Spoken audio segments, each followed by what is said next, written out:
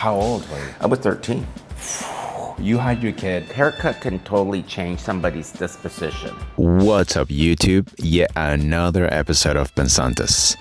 Episode 13 is dedicated to a man who shapes people's heads for a living. He is a self-esteem provider, and I am here to deliver to you a genuine interaction between two regular Joes with irregular ideas. I present to you, Oscar.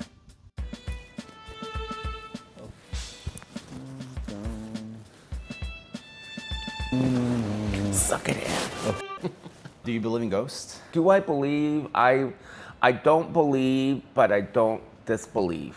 I don't want to find out it's true. Any encounters, like when you were little, maybe, as an adult? More as when I was little. Kind Yeah. of different things happening at night. Don't let the bed bugs bite. What kind of kid were you? I was very quiet. Quiet, chubby, short kid. When do you think you start to blossom into who you are now? I think in my 20s, like mid-20s, maybe late 20s. Yeah. I started kind of feeling comfortable in my own skin, accepting myself more and more. And I think that's as you get older. You kind of start growing into yourself and accepting the things, that you are.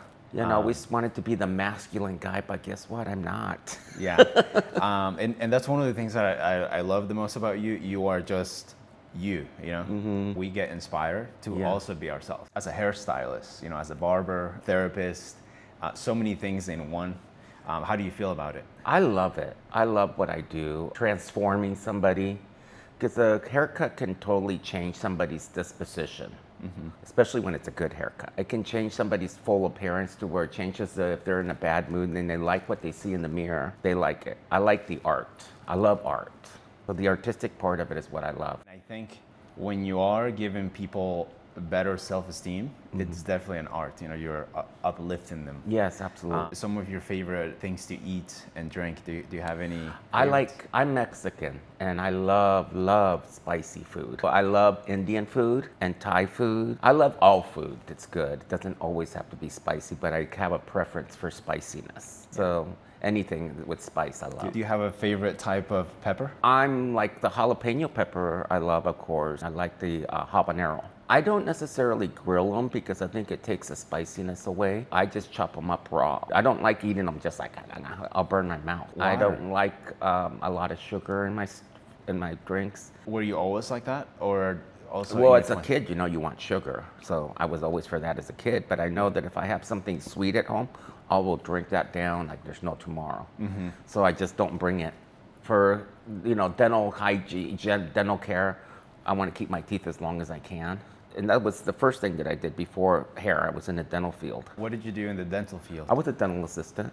Is there anything that you miss about the dental part? Well, as an assistant, I assisted a lot of different things. I miss the oral surgery and seeing the anatomy in the mouth and stuff, taking away something and just doing the surgery and putting it back together. I thought that was it was fascinating, and I didn't think I would like it, but I ended up liking that a lot. I mean, two really interesting careers. You saw so many people's mouths, and you see now so many people's heads. Yeah. What could be next for you? A podiatrist, work with feet, maybe? I did get licensed to do nails and facials.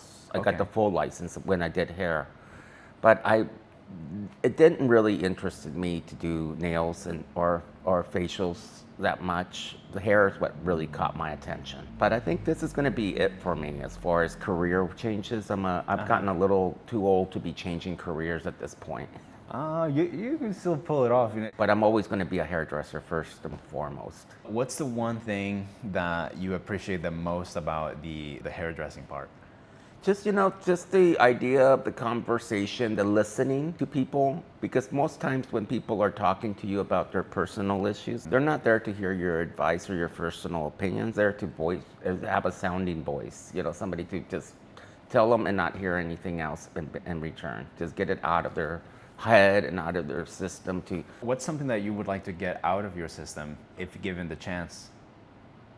One of the things that I've always thought of doing is to write a book. about my life. Something that's always kind of been in the back of my head. I don't think that I had like this extra amazing life. Kind of an interesting thing to have something left behind when I'm gone. What would be the title for this book? That one I haven't thought about. That's an interesting one. What do you like about your friend group right now? I like us. We're similar age, similar interests. Everybody has a different career. Friends from work in the medical field to friends that bartend to friends that are flight attendants to me being the hairstylist of the group. And the same age group to have something in common, even if we're all different nationalities too. And even if they tell me no, I'm bringing something. Yeah. I don't like showing up with nothing in my hands. What's your go-to drink to bring to that? As far as what I like to drink, I like whiskey and 7-Up. It's on the rocks. I like a cold beverage. How do you feel about old fashions? I like them. It's not my to-go drink, but I'll have them. Like if I go somewhere that's a little fancier and my friends are having them, they want me to have one with them, I'll do it. Going back to the hair part. Yeah. Have you ever made someone cry? One time I had this young lady, and this is when I first started doing hair at the Lloyd Center Mall. This young lady came in and she goes, "This is how I want my hair cut." So I did it exactly how she told me. And she had really long hair, so she was cutting a significant amount. And as soon as I got done, she started crying. And I thought, oh my God. She goes, no, no, no, no. I said, what did I do wrong? And she goes, no, I love it. Yeah. That's why I'm crying. So I was like, on the haircut that I'm about to get from you, I'm gonna do everything I can to cry today for you. You don't have to do that. No, it might be difficult because I'm out of tears already from the week. Yeah. Okay. How about, do you have a best friend right now? I have a few. I don't have a best friend, but I have a few. All of my friends are very special to me. Do you prefer group hangouts or one-on-one? Both. I like both. Like you said, I love dinner parties, so I like everybody to converse and talk. Hardly, I have a quiet place, modest, but I love it. Yeah. And we're able to talk to each other, doing it amongst food. When food is involved, it seems like everybody. It's universal, right? Yeah, with my family too. We always had dinner parties. We just sit around the table and talk to each other. So Oscar, we live in Portland, maybe the most liberal city in the world, perhaps. Yes. What is it like being gay in a city like Portland? Well, Portland is a very liberal city. It's very open, and I've been way more flamboyant than this and when I was younger. And all out there with different outfits and everything, experimenting with my hair, color-wise, cut-wise, extensions. And never really, I felt Portland is very open to pretty much everything. Yes. Portland is very passionate about their politics, and they're very passionate of, keeping everything friendly. For the most part, it's been a very good experience for me here in Portland. How about favorite gay bars or clubs to dance or to have a drink in town? Well, to have a drink, I always like the good old and favorite Silverado Lounge. That's a really good one to just go and have a drink. And later in the evening, they have dancers, male dancers there. And as far as dancing, you got Badlands and CC Slaughters where you can go and dance and have a good time. It's generally a younger generation that goes to those. And you got another strip bar named Stag. Oh yeah, I've been to White Stag maybe? Mm-hmm. Okay, I've been to that one. Actually kind of funny, but when I went in, I didn't know it was a gay bar. Mm-hmm. It took me by surprise because I'm about to order it. And all I see is this guy's butt, like uncovered. Mm-hmm. He was wearing like a thong or something. Yeah. And I was like, oh, I guess, this is Portland, so. Generally, you're lucky he had the thong on. They usually don't have anything on. Yeah. For the future, what's one of your biggest aspirations or dreams? I would like to be more financially set up. And that's my goal right now, since I'm in my mid-50s. I want to, start preparing for retirement. So I will ask this on camera so that it stays on the record. If this channel, right now it's in red numbers, but if the channel ever takes off, I would like to give you something to thank you. What would you like if it ever goes somewhere? Nothing. No. I'm doing this. Sure, a pair of cutting hair, shears for cutting hair. Something happens. Yes. And if nothing, I still got the experience. Worst case scenario, you have a good conversation. Yeah. But what I'm adding, so I have a little list. But for you, I'm adding nice shears and a whiskey. Okay. I think just the trim, Just maybe. a little cleanup. I want to keep is the little curve or the wave going on. I gotta enjoy those because I don't know if I'm gonna lose my hair in the future. It doesn't look like it right now. It would have already started. Yeah, I'm 33. Yeah, so it would have totally already started. So I'm gonna have you hold on to your glasses, and then mine come back on. How about your relationship with your family? How is that? It's good, actually. I talked to them. I just had my nephew and his friends stay over for a couple days with me, and they had a lot of fun. So they worked during the day, and then at night I went out with them a couple times. I get along with my family pretty much. What were your parents like now as an adult? Well, of course, as a kid, I made it a little bit difficult. Yeah. But we get along now. I mean, like I said, I was completely a different person back then, and so was my parents. I just grew up with my dad. Okay. And his brother, my uncle. They both kind of raised my brother and I. It was a good family. By all means, it wasn't perfect, but it wasn't terrible. My uncle has passed, unfortunately, and my dad's in Tri-Cities, Washington. Small area, huh? Yeah, very small town. It was smaller back then. And you have one son? Yes. What was it like to become a parent, to become a dad? Well, I was very unprepared. I was a teenager. How old were you? I was 13. You had your kid at 13. I couldn't give it away fast enough. What was your parents' reaction and what was your reaction? I stayed positive still during that time, but it wasn't very easy. I was not expecting it, and nor was I planning it. First of all, I'm gay. But anyways, was that before you knew? Oh, I always knew. Okay. I always knew. Trying to go with this is the 70s and 80s when I knew I was gay. You always know, but at that time it was a different time back then. Yes, yeah. So you do what you have to do to keep people guessing or keep telling people you're not. And so 13 to 18, your son 5 years old. How were those 5 years? they were. I think they went okay. I think they weren't perfect, but they were fine. We had a place to live, we had a place to eat. We were both kind of basically growing up together. How about from when you were 18 through 23, your son would be 5 through 13? Teenage years are a challenge. Yeah.